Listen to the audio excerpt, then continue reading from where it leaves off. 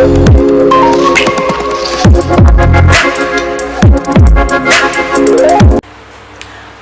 Welcome back to our channel. ഇന്നത്തെ വീഡിയോയിലേക്ക് എല്ലാവർക്കും സ്വാഗതം. Have a nice day. എല്ലാവരും സേഫായിട്ടും സെറ്റായിട്ടും ഹാപ്പി ആയിട്ടും ഇരിക്കുകയാണെന്ന് വിശ്വസിക്കുകയാണ്. നമ്മൾ ഇന്ന് ചെയ്യാൻ പോകുന്ന നമ്മുടെ ടോപ്പിക് എന്ന് പറയുന്നത് നിങ്ങളുടെ സംസാരത്തെക്കുറിച്ച് അവരുടെ ഫീലിങ്സ് എന്താണ്, നിങ്ങൾ അവരോട് സംസാരിക്കുമ്പോൾ അവരുടെ ഫീലിങ്സ്, അവരുടെ മൈൻഡിലൂടെ കടന്നു പോകുന്ന കാര്യങ്ങളൊക്കെ എന്താണ്, നിങ്ങളുടെ സംസാരത്തെക്കുറിച്ച് അവരുടെ തോന്നലുകൾ എന്താണ് എന്നാണ് നോക്കാൻ പോകുന്നത്. അപ്പോൾ മെഡിറ്റേഷൻ്റെ ബൈറ്റ് എല്ലാവരും കണ്ടിട്ട് ഓടി വരിക. അപ്പോൾ മെഡിറ്റേഷൻ ഒരു വലിയ എഫക്റ്റ് തന്നെയാണ് നിങ്ങൾക്ക് ഉണ്ടാക്കുന്നതെന്ന് അറിയാലോ. അപ്പോൾ അത് കണ്ടിട്ട് ഓടി വരിക കേട്ടോ.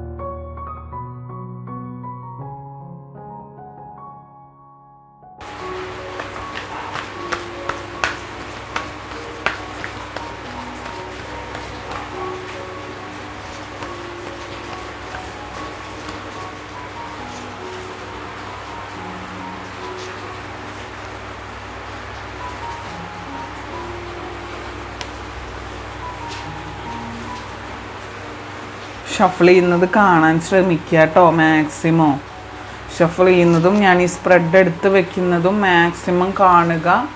അത് നിങ്ങൾക്ക് കൂടുതൽ റെസൊനേഷൻ സംഭവിക്കാനാണ്. ഇതൊന്നും ഇല്ലെങ്കിൽ എനിക്ക് റെസൊനേഷൻ ഇതൊന്നും കാണാതെ അടിച്ചു വിട്ട് അവസാനം പോയി വന്നിട്ട് എനിക്കൊന്നും റെസൊനേറ്റ് ആയില്ല എന്ന് പറയുന്നവരോടാണ് ഈ പറയുന്നത്. അല്ലാത്തവർക്ക് യാദൃശ്ചികമായിട്ടായിരിക്കും റെസൊനേഷൻ സംഭവിക്കുക. എനർജി അത്രയ്ക്കും ഹൈ ലെവലിൽ നിൽക്കുന്നതുകൊണ്ടായിരിക്കാം. ഓക്കെ, നമ്മുടെ സ്പ്രെഡ് എന്ന് പറയുന്നത് ഇതാണ്. അപ്പോൾ നിങ്ങളുടെ സംസാര രീതിയെക്കുറിച്ച് അവരുടെ തോന്നലുകൾ എന്താണ്, അല്ലെങ്കിൽ നിങ്ങളുടെ സംസാരത്തെക്കുറിച്ച് അവർക്ക് പറയാനുള്ള കാര്യങ്ങൾ എന്തൊക്കെയാണ്, അവർക്ക് തോന്നുന്ന ഫീലിങ്സ് എന്തൊക്കെയാണെന്ന് നമ്മൾ നോക്കാൻ പോകുന്നത്. സത്യത്തിൽ പറഞ്ഞു കഴിഞ്ഞാൽ നിങ്ങൾ സംസാരിക്കാൻ വളരെയധികം ഇഷ്ടപ്പെടുന്ന ഒരു ഗണത്തിൽപ്പെട്ട ഒരാളാണ്. ഏറ്റവും കൂടുതൽ സംസാരിക്കാനോ അല്ലെങ്കിൽ ഒരു 5 മിനിറ്റ് നേരം മിണ്ടാതിരിക്കാനോ ഒന്നും പറ്റാത്ത ഒരു വ്യക്തിയാണ് നിങ്ങൾ, അല്ലേ? അങ്ങനെയുള്ളൊരു ഇതിൽ സെറ്റിൽ പെട്ട ഒരാളാണ് നിങ്ങൾ. ചുമ്മാ വളവളാന്ന് സംസാരിക്കുന്നതല്ല, എന്നാലും നല്ല രീതിയിൽ കമ്മ്യൂണിക്കേറ്റ് ചെയ്യാനായിട്ട് നിങ്ങൾക്ക് നല്ല പോലെ അറിയാം. എവിടെ എങ്ങനെ നല്ല രീതിയിൽ പ്രസൻറ്റ് ചെയ്യണം, പ്രസൻറ്റബിളായിട്ട് ചിന്തിക്കാനും പ്രസൻറ്റബിളായിട്ട് സംസാരിക്കാനും നിങ്ങൾക്കറിയാം.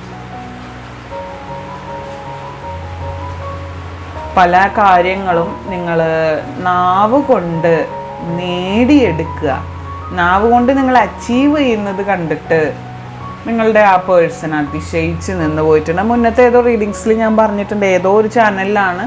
നമ്മുടെ 3 ചാനലിൻ്റെ ലിങ്ക് ഡിസ്ക്രിപ്ഷനിൽ ഞാൻ കൊടുക്കുന്നുണ്ട്. ഒന്ന് സബ് ചെയ്ത് ഫോളോ ചെയ്യുക. ഇനി ഡിസ്ക്രിപ്ഷനിൽ എടുക്കാൻ അറിയാത്തവരുണ്ടെങ്കിൽ ഒന്ന് കമൻറ്റ് ബോക്സിൽ പറയുക, ഞാൻ ലിങ്ക് ഇട്ടുതരാം. അപ്പോൾ അതിലേതോ ഒരു ചാനലിൽ ഞാൻ പറയുന്നുണ്ട്. അപ്പോൾ അവരെ ആ നാവ് കൊണ്ട് നിങ്ങൾ ഓരോ കാര്യങ്ങൾ നേടിയെടുക്കുന്ന കണ്ടിട്ട് അവർ അതിശയിച്ചു പോയിട്ടുണ്ട്. നാവ് കൊണ്ട് നിങ്ങളെ തോൽപ്പിക്കാനായിട്ട് ആർക്കും ആവില്ല എന്നുള്ളത് അവർ തന്നെ പലതവണ നിങ്ങളോട്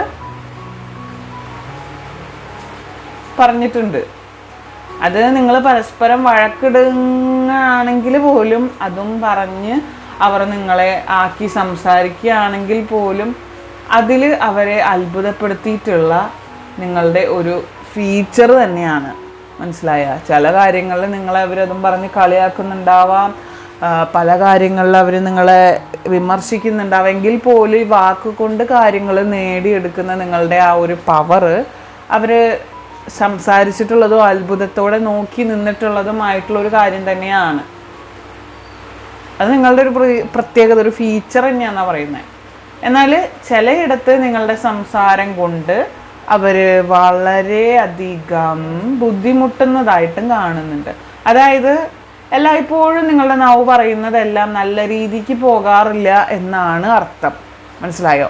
എല്ലാ സൈഡിലും നമ്മൾ സംസാരിക്കുന്ന കാര്യങ്ങൾ പക്കയാണോ പെർഫെക്റ്റ് ആണോ എന്നൊന്നും പറയാൻ പറ്റില്ല. ചില സ്ഥലത്ത് നിങ്ങളുടെ സംസാര രീതി ചില റോങ് വേയിലൂടെ സഞ്ചരിക്കുന്നതായിട്ട് ഈ വ്യക്തി നോട്ട് ചെയ്തിട്ടുള്ള ഒരു കാര്യമാണ്.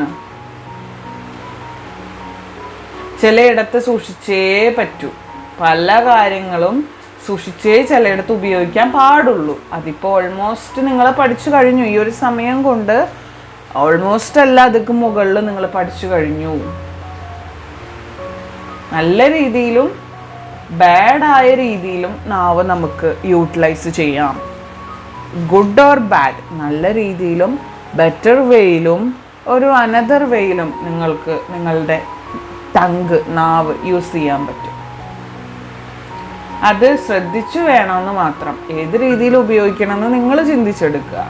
നിങ്ങൾ വഴക്കിടുമ്പോൾ പറഞ്ഞിട്ടുള്ള പല കാര്യങ്ങളും ആ വ്യക്തിയെ എപ്പോഴും മുറിവേൽപ്പിച്ചിട്ടുണ്ട്. നിങ്ങൾ പക്ഷെ ആ നേരത്ത് അയ്യോ തമ്മി തല്ലി നിങ്ങളുടെ നാവിനെ ജയിക്കാൻ വേണ്ടിയിട്ട് നിങ്ങൾ പലതും പറയുന്നതായിരിക്കാം. പക്ഷെ ആ വ്യക്തിയെ അത് ഹാർഡ്ലി മുറിവേൽപ്പിച്ചിട്ടുണ്ട്. ആ മുറിവ് ഇപ്പോഴും ഉണങ്ങാതെ അവരുടെ മനസ്സിലേക്ക് എടുക്കുന്നുമുണ്ട്. ഉണങ്ങിപ്പോവാത്ത മുറിവ് പോലെയാണ് നിങ്ങളുടെ പല വാക്കുകളൊന്നും നിങ്ങൾ ചില സമയത്ത് മനസ്സിലാക്കിയിട്ടുമുണ്ട്, അല്ലെങ്കിൽ ആ വ്യക്തി പറഞ്ഞു തന്നിട്ടും അല്ലെങ്കിൽ മറ്റാരെങ്കിലും പറഞ്ഞു തന്നിട്ടുണ്ടാവും. കാരണം അതുപോലെയാണ് നിങ്ങളുടെ വാക്കിനോട് വാക്ചാതുര്യം എന്ന് തന്നെ പറയേണ്ടി വരും.